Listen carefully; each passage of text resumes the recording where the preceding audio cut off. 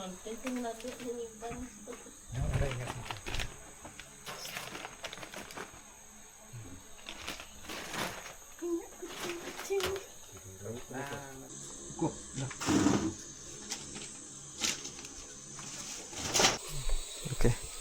Hari ini kita akan buat aktiviti tahan bubu plastik.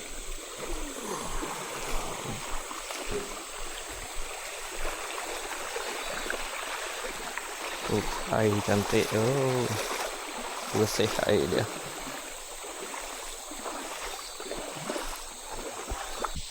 Okey, kita tengok proses cara-cara nak tahan bubu plastik.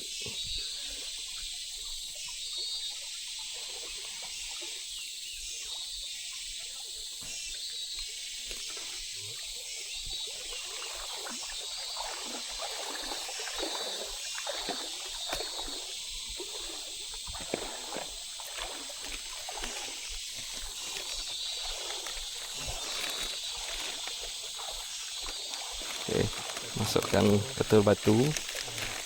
Tujuan untuk bagi tenggelam. Lepas tu ikat.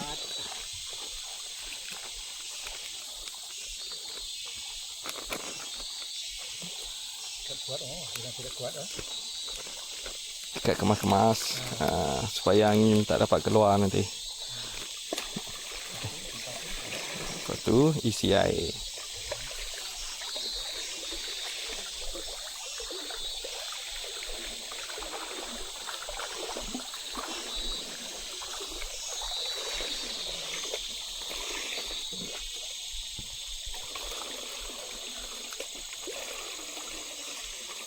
Isi air sampai penuh.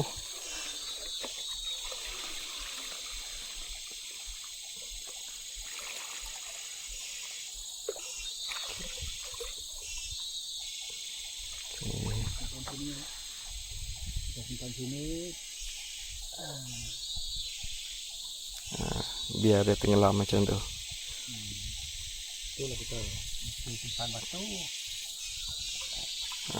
Jadi kita biar ikan masuk. Nanti sejam 2 jam lagi baru kita mari tengok. Cantik lubuk kat depan ni.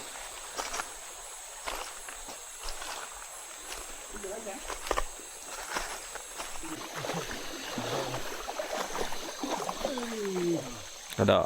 Oh. Oh, ada. Tu. Boleh lah. Tuang masuk dalam tu. Kecil-kecil banyak. Bunuh ikan kecil-kecil. Ya lebih. Boleh lah.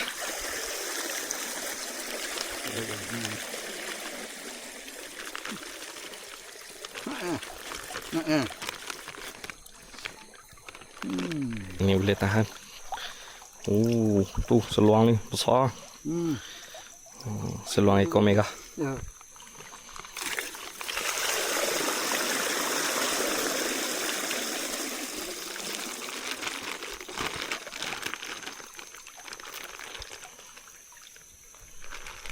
Ada tebalang. Tebalang dengan seluang.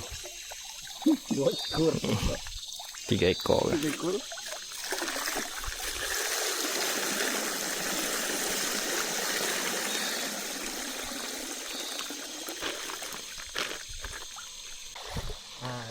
Yang misi ya. Nah,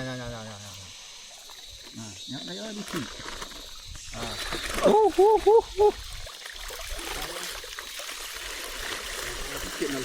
Ada di lepas. Koyak.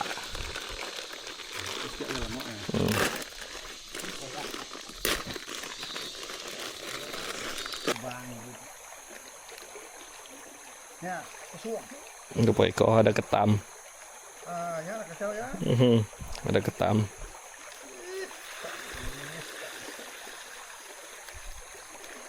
Kacau ya, ketam.